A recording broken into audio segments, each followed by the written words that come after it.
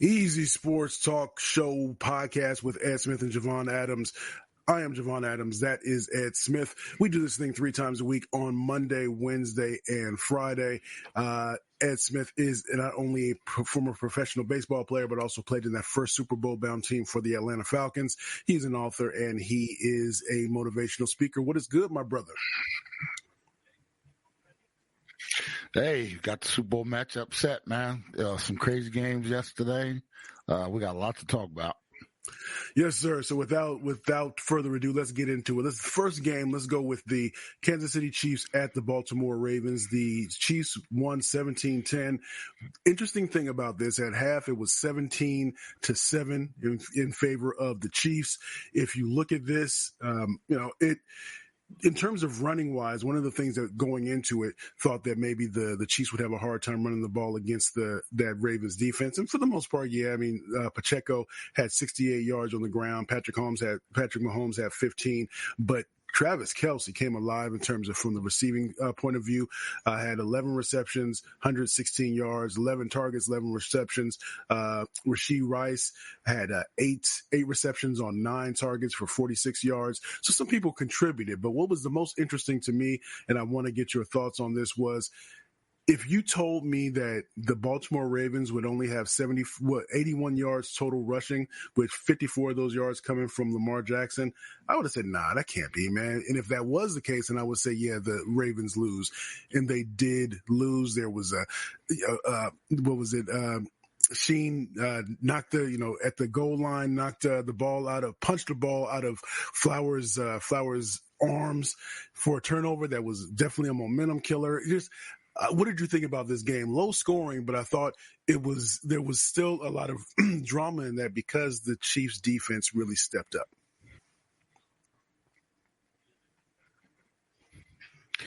Yeah, you wonder what the Chiefs did to, I'm almost say force Baltimore out of their game plan, but make them change it. There's something, a lot of times we see the end result or we see that another team didn't do this. And my thought process is, why didn't they? What did they see, or because what happens a lot of times, Jay, like for instance, a team can be like the Ravens. They love to run the ball. So what Kansas City will do is show them a certain look that will get them out of certain plays, and they disguise it. Maybe they bring 8 and 9 down into the box every time, but then they bail out of it. So, so what's happening is the Ravens are seeing a certain look. We can't run against that. So let's call this, or let's check out of this to go to this. So I don't know what they did, because obviously we know what the strength of the Ravens is. It is their running game. And it's not just Lamar running. It's a combination of their backs. They got, all these running backs and for some reason they were baited or goaded out of their game plan, because they did not come to this game thinking we're only going to run the ball, 16 times total, and 8 of those being Lamar Jackson. So that means 8 other snaps we ran the ball with our running backs, that type of thing. They didn't come in thinking that. Something Kansas City did, and it's the brilliance of game planning. It's the brilliance of all, watching film and coming up with a scheme to make them do this or make them see this. And, I credit, as much as I take, and you wonder what was wrong with the Ravens, you got to credit Kansas City for doing something, disguising something to pull the Ravens out of their norm. And man, it was whatever it was a scheme of brilliance. I came across a stat that after the first quarter, the Ravens only rushed the ball about 4 or 5 more times after that first quarter. So, they really did abandon that. And I wonder if that is an indictment. Because as you mentioned, maybe they're seeing a front that says we can't run against that. But eventually you say, look, we're going to have to try to run against this. We're going to have to, we got to do what we do to a certain extent. Because the game wasn't out of hand at any time if they had started. It was just, again, I mentioned the Flowers play when he had the ball punched out. They were marching down the field about to punch it in. And so that was a momentum killer. But so the game wasn't so much out of hand. No. And, and also you got the Ravens were out of sorts. They were out of their normally they're a very disciplined team. They did some things that cost them several times in this game, whether it be the Flowers taunting, whether it be the Clowney hit on face mask to face mask on Mahomes, and then there was another one where somebody came across his face mask with the sickle. They gave him the sickle, bro. Right, And there was certain things that were just out of character. And, I don't know what it was, but we talked about it on the show the other day, the radio show. Remember, we talked a little bit about who had been there and who hadn't. And until you get there, you just don't know what you don't know. And sometimes that pressure will make you just do crazy things. The Chiefs have been there. This is their 6th one in a row. And they were just calm and as cool and collect. You saw a couple times with, like late flags and stuff like that. Chiefs backing away, whereas the Ravens were the aggressors out of character. And it was one of those things, man, where, like I said, we saw it happen, and golly, it's just, I don't know. This is one of those ones you scratch your head and you ask yourself, did the better team win? The better team won yesterday on the field.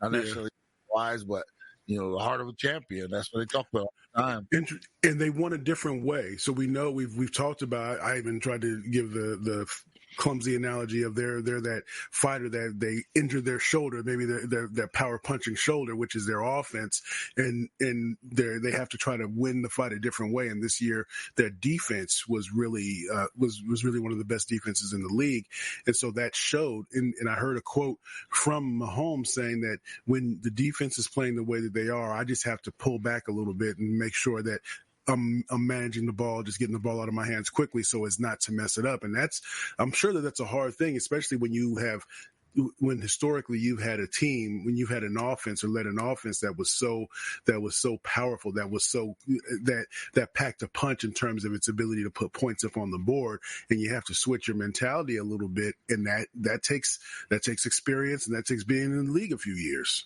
It does, and also you have to take into account. We all know what these games, when you come into them, they're not always going to work. Your game plan is not always going to work right out of the box, and you have to be ready to adjust. We saw a Kansas City team that as you mentioned the fighter analogy, they just kept jabbing, and just scoring points, bro. And we know it was a low scoring game, but they were just scoring points, jab. And the Ravens, man, it looked like, who was is it Mayweather? It was like they were trying to find that hard, and they just couldn't do it. It just looked ugly. And by the end of the game, it was like, the Chiefs won on an ugly decision, but it was 10 rounds to none. I mean, they just enough to do. Ugly fight, but golly. I hear you, and that's what Lamar Jackson, they did a good job of containing him. I mean, I know he got 54 yards rushing, but I thought they did it for the most part a good job of containing him, and that was one of the concerns that I had going into the game. If the Ravens were going to win, then Lamar was probably going to break loose and scramble and be able to do some of those things. But I think that they, for the most part, kind of kept him in check, and now they obviously move on to the Super Bowl. Any other thoughts about this game?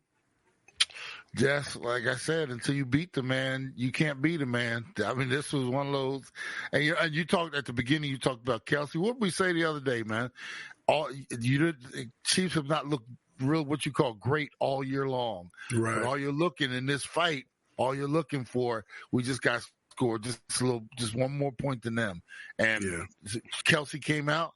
He looked old. He's looked battered up all season. For the most part, not all season, but these last few weeks, he comes out and has one of his best games of the season in this game, and that's all it takes, man. And plus, if again, I mentioned that the score was 17-10. So that means that they didn't score in the second half. And so that's, the defense really had to step up. You have to give kudos to the defense because they really, the Ravens can put points up on the board, and when your offense isn't giving you even more. And it's one thing to say, just give us 17 and we got this game, y'all. You couldn't say that a couple seasons ago. Yeah. And once again, Jay, this is one of those games that from the very beginning, Baltimore just didn't look right, and they never got it right. It's one sometimes you watch these games like San Fran last week, not this week, but last week, did not look right all game long. And in that final drive against the Packers, they pulled it all together. This one, Baltimore looked just not quite right all the way from start all the way to finish. Indeed. He is Ed Smith. I'm Javon Adams. This is the Easy Sports Talk Show with Ed Smith and Javon Adams. Again, we do this Monday, Wednesday, and Friday. So let's get into this game, the Detroit Lions going into Santa Clara, California to face the San Francisco 49ers. The 49ers were victorious 34-31. At a certain point in this game, at halftime, it was 24-7 Detroit. And I thought, this is going to make San Francisco have to change its game plan a little bit. They're going to have to alter it a bit, really put that ball up in the air and do some things. But at the end of this game, the final score was 34-31. So we know that San Francisco turned it around. There were in the first half, I believe the Lions were in the red zone 3 times. They got 2 scores, 2 out of 3 times. But the third time, they had an opportunity to at least kick a field goal. I know that they were so close to the end zone, but Campbell decides to go for it, and they don't get it. Then in the last drive of the game for the Lions, really, they're down by 3. They can try to tie it up, and let's make this a game with 3-4 minutes left. Let's make this a game and see if we can stop them. That type of thing. They go for it on 4th and 3, I believe it was, and they come up short. And I'm thinking, no, somebody had to try to veto this man, but this is what he's been all season long. So I guess he went out the way that that went out swinging, so to speak. But I thought those were 2 decisions that just, they were egregious. Even if you are the most aggressive coach, sometimes you just got to take the easy way out and get these points. But what did you think about this game? And plus, your man Brock Purdy in that second half, he stepped up. Yeah, man. This is one where I'm looking at Coach. I'm like, Coach, I know you got a philosophy. I know we're always going to want to be aggressive. But in both those instances, you take the points. Yeah. You're ahead. It's 24-7. You keep piling on. At this point, the 3 is just as good as the 7 because you got a lead. You're adding on to your lead. Yeah. And that first one, it's like scratching your head. You're like, you just gave away 3. And also, Jay, what you did, you gave away momentum. Mm-hmm. You and I were texting on the game. The second they did that, and then the 49ers got the ball, and they went down and they scored. That was the biggest shift in the game. Yeah. And then the other one, the second one, I'm scratching my head even more. You're behind now. You've seen the momentum shift. You can tie the game. Whereas you tie the game is a whole different situation. Now, even if they get the ball and go down and score, which they did, it's still a 1-score game. Or if you stop them, now you have the opportunity to go down and win the game. And you don't take the field goal. You don't take the 3 points to tie the game. Man. And it's live by the sword, die by the sword, Jay. But this is one of those situations where this is premeditated murder. This is premeditated murder. You were going to do this. You were waiting for the opportunity to show everybody this is how I roll. And it was like, it was not necessary. Every situation, every circumstance is not the same. Yeah. Some downs are worth kicking the field goal, taking the points, licking your wounds, live to fight another day. And Campbell just didn't do it. He couldn't help himself. He couldn't help himself. He's waiting for those opportunities to do what he does, and you can't go into it thinking like that. Yeah. It's when I made up my mind before we even got off the plane in San Fran. I mean, the first opportunity we're going to do it. I'm telling you, we're going to do it. And in this situation, bro, you're right too. Somebody on that staff, he's got to have a second in command that calls down to him, Dan, no, Dan, we got to kick the field goal here. And Dan, no, we have to kick the field goal here because, and then, okay, send the field goal unit out. That has to be a change that they have to make. And if I'm ownership, I'm like, Dan, look, hey, man, we love your aggressive and everything, but, hey, every now and then it's okay to kick the field goal. We got to put somebody in place, second in command, that can be, like you said, veto it, talk some sense to the man in the heat of the moment, whatever it is, because that costs the team. And then, San Fran, what can you say, bro? Sometimes I'm gonna let you finish, but one of the things that sometimes, what is it? Luck is the being exceptionally prepared, or whatever the phrase is. Yeah. But the ball bounces off of the defender's helmet, the Detroit defender's helmet, bounces into who was the receiver? Ayuk, and that doesn't happen. It bounces off his face mask and into Ayuk's hands.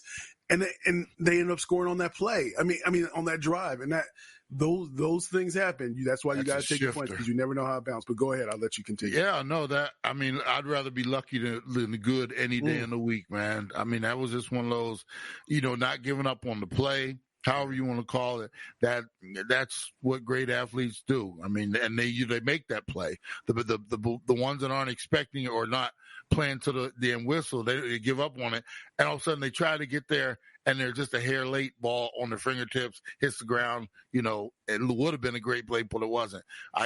Some drops by Detroit too in that second half. It was getting to him. Yeah, and then you could see, like I said, 24-7, and not as bad as 28-3 a few years ago in the Super Bowl, but this is one of those collapses that, oh man, sometimes they're hard to come back from. Yeah. And you and I talk about this all the time. You know how hard it is to climb the mountains, eh? Everything the Lions did correct this year to get to where they were, and were that close and up that big.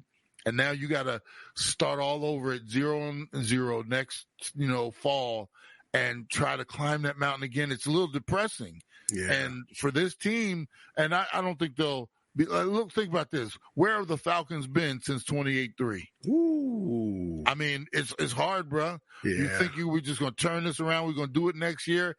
Other teams are getting better. You don't have all the great wins that and clutch wins you did last year. And now we're in the middle of the pack instead of the front of the pack like we were this year. And now we got to repeat this process. Yeah. Man, I'm telling you, this was the opportunity of opportunities. If the Lions had come out and they were down 24-7 and fought back and lost 34-31, that would have been so much bigger than being up 24-7 and losing it the way they did. Because like I'm telling you, I was thinking about it last night, bro. I've been on that plane ride home, and now it's over, and you got to think of it, man. That's like, this is like, they talk about putting salt in the wound. Yeah. This is like somebody knocking on your door every day for the next 3 months. Hey, I got some salt. Got to put it in there, bro. All you can do is lift up the shirt, bro, because this one's going to sting for a long time. And not just we're going to put some salt in there. We got to cut that open a little more and just, as it looks like it's healing too much. Come here real quick. Somebody going to say something to remind you. There we go. Let's put a little salt in there. Man, this one's going to hurt. They were that close. And then lastly, every time you see your coach, you can't say anything, but you're like, damn, bro, just kick the field goal. Just kick the field goal. Yeah, that's true. And so we got to give credit to the San Francisco 49ers, because again, if you look at what Christian McCaffrey, 20 carries for 90 yards. Debo Samuel, 8 receptions for 89 yards. He was targeted 9 times. Ayuk, the aforementioned Ayuk, 3 receptions, had a touchdown, 68 yards, was targeted 8 times. Christian McCaffrey had 4 receptions for 42 yards. Again, it was in Juszczyk, Kittle, Jennings. I mean, there were contributions from everybody. Yeah, and I think that after kind of again a shaky first half for Purdy, he came back and he was still focused in that second half and made plays. So you have to give him credit, as he's going to be now. He's the legend of Brock Purdy continues to grow. The other thing too, Jay, you got to give credit to that coaching staff. They didn't panic, and then I thought they would. I told Elijah, Right. my youngest, I said, I think that if the 49ers get down by 2 touchdowns, I think they're going to start tweaking, and they didn't. They kept chopping They stayed wood. in their game plan, came right out in the second half. When they started running the ball in the second half, even with Samuel and stuff like that, and getting McCaffrey going, and I was like, hey, they're staying with it. They're not, because they very easily, you could have looked up, Purdy ended up with 31 pass attempts. Very easily, he could end up with like 45 or something like that. Totally out of their character. They stayed in character. Even Purdy got into the running game when he had to. Stayed in game plan. They had enough time. Talk about a breakdown, though. When Purdy had that big scramble, come on, man. Purdy had that big scramble. The Lions defense, the linebackers, it was just wide open for him. I think, what are you doing? He just squeaked, right? Well, that's man. That's the problem with playing man coverage. Yeah, everybody's turned and they're in pursuit of the routes and stuff, and that's where you'll see quarterbacks when they recognize man coverage. A lot of time they get out of there right away because they know nobody's looking at them. If it was zone, all eyes would have been on him. They would have rallied to the point. But that was just luck of the draw sometime. But it was, perfect escape by him. And, getting out, and he showed them legs. Them little legs wasn't moving like Murray, but they was moving, bro. Man, you know what was funny? Because for some reason, I completely forgot that the 49ers, they faced the Chiefs a few years ago. And but they had Jimmy Garoppolo. Yeah, yeah. And so that now it's a rematch of sorts. So we get down into the breakdown and all that stuff right now. But, man, it's a lot of what could have been when it comes to the Detroit Lions. Even for the Baltimore Ravens, it's a little bit of that, but kudos to the 49ers for coming back, for staying with it. And again, I would have been the coach that said, we got to tweak it. We got to put that ball in the air. But maybe, just maybe, they know that despite knowing that they had to put a little bit more on Brock Purdy's shoulders, they know there's only so much right now in his career that we can put on him. So we got to stick to our game plan, because if we go too much outside of it, he's not ready for all that just yet. Well, he's got a confidence builder like you can't imagine right there, bro. That was, it was nice to see that young man from Chandler, Arizona, out here in our neck of the woods. And I know some people who work with him. They have these little football camps and stuff out here. From everything I've heard, great young man, and you talking about a beautiful story. And I'm waiting to all the pundits who've been, hey, he's just a game manager. He's this, that. I want to hear if anybody's going to be eating any crow through the week, talking about he's just the game manager and stuff like that. Yeah, he managed to bring them back from a 24-7 loss. Well said, well said. He is Ed Smith. I am Javon Adams. We do this on Monday, Wednesday, and Friday in podcast form, the Easy Sports Talk Show with Ed Smith and Javon Adams. You can also go to easysportstalk.com to find out about the other things that we do. Every Saturday, we have a terrestrial radio show that's in 98 markets across the country. But if you're not one of those markets, then you can go to sportsmapradio.com. In the upper right-hand corner, you can click on the little play icon, or you can download the app for your mobile or Android device. And then we also do believe in the Arizona Cardinals, and that we do, since it's the offseason, we'll be doing it probably every other week, so bi-weekly, as they say. And you can find that there, or go to Believe.com, or wherever you find your podcast. Just search Believe in Cardinals.